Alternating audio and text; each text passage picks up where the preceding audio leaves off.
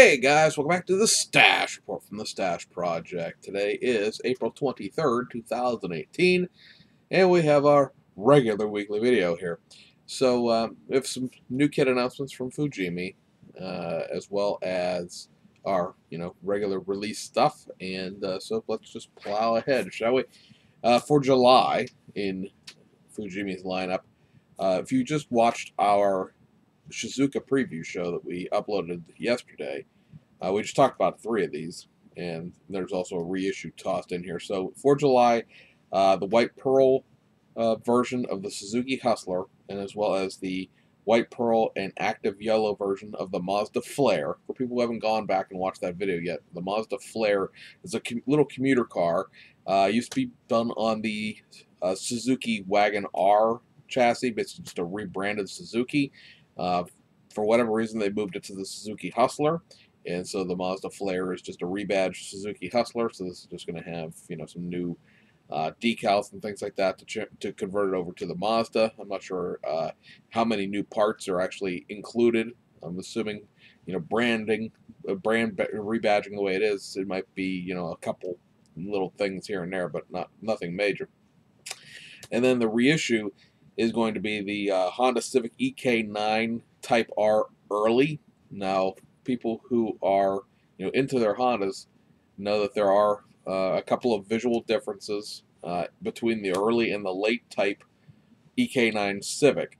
The last time that Fujimi ran the early version of the Civic is so many years ago that it's not on the list of things at Hobby Search, which means it's more than 10 years ago. Actually, probably more than 12 years ago at this point. So it's been a long time since they've ran the early body version of this kit off, and so people who collect their Hondas, collect their Civics, that's one you want to look out for, because again, it's been a long time since they've done it, and the collector value, if you will, of that kit is reasonably high for a Fujimi kit. Fujimi's kits, for whatever reason, really don't seem to sell for a whole heck of a lot more than they originally did.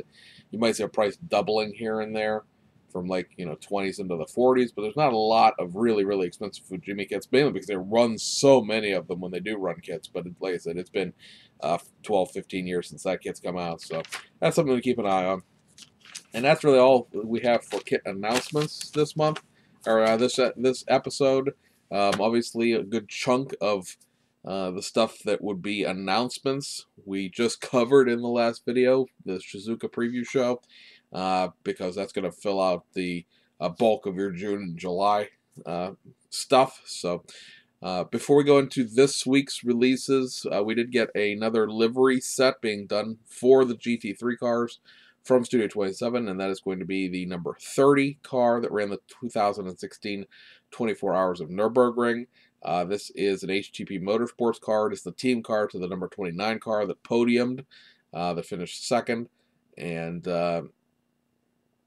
this car started 11th and did not finish the race. Got about 10 hours in on it, and then I believe they were involved in a collision that disabled the car, if I remember correctly. So a lot of people were kind of wanting, if not this car, then one like it, because it is a red striped car, and it has been a little while since they did any kind of GT3 livery. It's been a couple of months, so good to see that come out, even if it wasn't a particularly strong finish by the car. It's still another decal set to throw into the pile.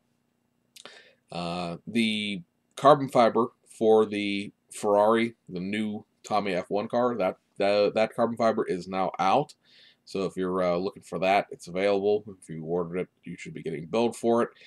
And I guess we'll just go head into the kit releases for this week. We've got a few things, mostly it is all overseas right now, because of course the Round 2 stuff is out and the Revell stuff is in limbo. So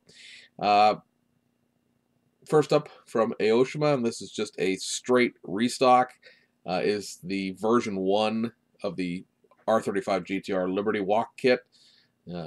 Just a restock. Nothing to say about that, other than just, if you hadn't got one and you couldn't find one, it's back in stock most places. Also from Aoshima, On the Tune model car lineup in April, we got these two reissues. The first up is the Lancer Evo X Rally Art Edition. This is always a significant model because it has the only left-hand drive components of any of the Mitsubishi Evo 10s that Aoshima did. I really wish they would include the 5 pieces that are required to transfer the kit, which is the steering, the dashboard, the scuttle plate or panel for the wipers, 2 wipers, and there's also a center console piece to convert the parking brake to the right side of the interior for a left-hand drive car. So that's back out. That kit was done back in, I think, 2010 or 2011, so it's been around for a while, but it's getting reissued in the new box art. The other one is the little Copen. This is the Pandora Type 887 Evo 2. Interestingly enough, this car, when you look it up through Pandora, and it does have the decals for it included, is known as the Porsche. It has a whole bunch of like Porsche-inspired graphics and decals. The little like rocker panels from the Carrera. They have those. There's a Porsche decal for the back deck lid. It looks like a 911. I'm assuming because the front bumper has a very 911 Cayman style look to it. The real car, the doors are like Lamborghini hinged. They don't do that in the kit. It's just a curbside. But you know, again, if you just want to, if you want to know a lot more about the car, just put in like Pandora Type 887 Evo Daihatsu Copen into a search engine, and you will find Pandora's actual website. They are a Japanese tuning house, so a lot of it's in Japanese unless you translate it, but you can get a good idea of what the car really looks like. It's just an interesting little car conversation piece type kit. It's a little bit way above and beyond the factory stock Daihatsu Copen. So that's back out. It's been, I'm going to say 5-6 years since that got reissued last. Also from Aoshima, this is a run for the hills type kit as far as I'm concerned, but they keep reissuing it. And that is the Volkswagen Beetle 1303S. There's nothing good to say about this. This is an old iMake kit. The chassis still has the battery box engraved into it, meaning that there's literally a great big hole where the batteries go. They do not provide any kind of metal contacts. There's no like electric motor with this. It is just the vestiges of an old toy. I'd argue that the kit isn't really scaled correctly in terms of the size of it either, but you know, buyer beware on that. But there's a battery. This kit's been reissued since we've been doing the show for the last almost 4 years now, but the battery box is still there, which means that the bulk of the chassis itself is the removable part of the battery box. It has an incredibly shallow interior. I don't like the proportions. At least this time, the box art shows the real wheels that you get with it. For the longest time, they showed a factory stock 1303S Beetle with like the pie plate Volkswagen wheel covers, but you don't get that in the kit. You get these like spoked wheels. It's very sort of custom sort of Volkswagen. It's not a factory stock one completely. It's just a mess of a kit as far as I'm concerned. It is the only 1303S Beetle, so it has that. But you have to really be into Beetles to really want this kit. I mean, it's sort of like that. A lot of the IMA's old tools, like the London Taxi Cab. I mean, you really got to want that London Taxi Cab to actually buy it and build it, because it's not actually 1/24 scale, and it's kind of a mess of a kit as well. And I don't know. I've always been a fan of the idea that there comes a point in time where you bury some tooling, and I get it. You own the tooling. It's free, air quotes, to make, you know, a reissue of this. All you got to do is box it up and sell it, and apparently it sells well enough to keep selling it. But you know, this would be a lot of these IMA tools would be best served to be turned into like refrigerators, but whatever. So that's in the model car lineup for the month of April. There are a couple more kits to come out in that series before the end of the month. On the prepaint side of things, from Aoshima, we got the two Corolla 11s this month, and they are a white Panda, which is, they call these things pandas because they're white and black and red and black. The white Panda is this kit here. It is pre-painted. The entire thing is pre-painted, so you don't have to do the masking for the black trim. The windows already have the surrounds painted, the chassis painted, everything like that. These are curbsides. The pre-paints don't have engines in them. And so there's that, and then there's this one, which is the Red Panda. Same deal, everything's already painted for you. This kit has the long forgotten, tooled in the 1990s, gold 4-spoke, I guess you would call it, the rims that were original to this car back in the day. These rims have not been included in 11 or a Truno kit in like forever. I'm pretty sure that people forgot these things existed, probably for a good reason, but be that as it may, these are the wheels that will be in the 1984 Truno Apex GT kit that we talked about in the Shizuka video. So, you know, I think they're kind of, yeah, they are cool. They're period cool. I mean, you know, you wouldn't put those on a car necessarily today unless you were trying to replicate a very, you know, specific look, but you know, it's different. It's not the same old sets of wheels, so there's got that going for it. And then we have over at Hasegawa a couple of reissues. One is going to be the Volkswagen Beetle with the Moon Eyes tie-in. So just their factory stock curbside Beetle. They've done a bunch of different times. New livery, the Salt Flat Hubcap edition. You know, these Moon Eye parts and the decals and things like that, they've done this on a bunch of different vehicles, mostly Volkswagens. And, you know, it's just one of those why not type of deals. It gives them a chance to run a tool with very minimal investment. The wheel covers, you know, are from the van Moon Eyes because they already existed, and they obviously fit the same set of wheels since the Tip 1 van and the Beetle share most of their parts as far as the running gear and the wheel sizes and everything else like that. So you drop some new decals and voila, new kit, as it were.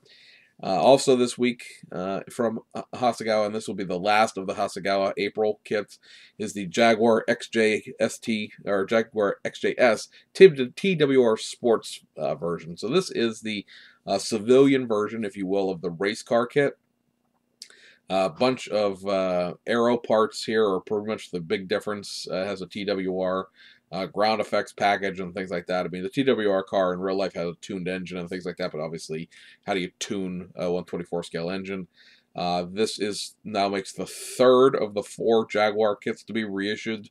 If you watch the Shizuka show, you know the Cabriolet is coming out in July.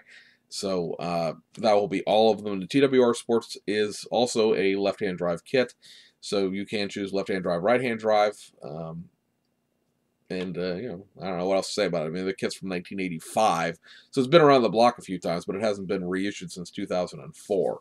So it's been 14 years since this thing's seen the light of day, and of course, Hasegawa has to go with the portrait box art there, just to make things interesting.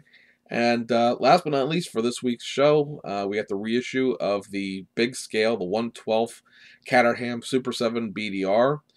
This is a very, very expensive model kit, mainly because a lot of these pieces that you see on the box art that are silver are actually die-cast metal in the kit itself. So the hood's metal, the fenders are metal, a couple other metal pieces here. A lot of it screws together.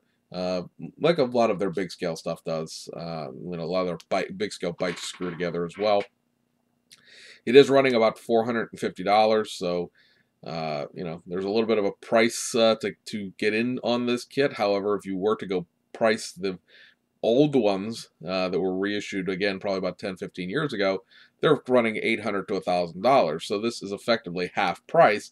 I do know that that is a high price for a lot of people, but it is significantly cheaper than the kits that are already in existence go for on the secondary resale market. So, you know, if you're interested in one and you know, and the price doesn't scare you off, then that kit is back out for your enjoyment. So anyway, guys, that about wraps it up for this week's show.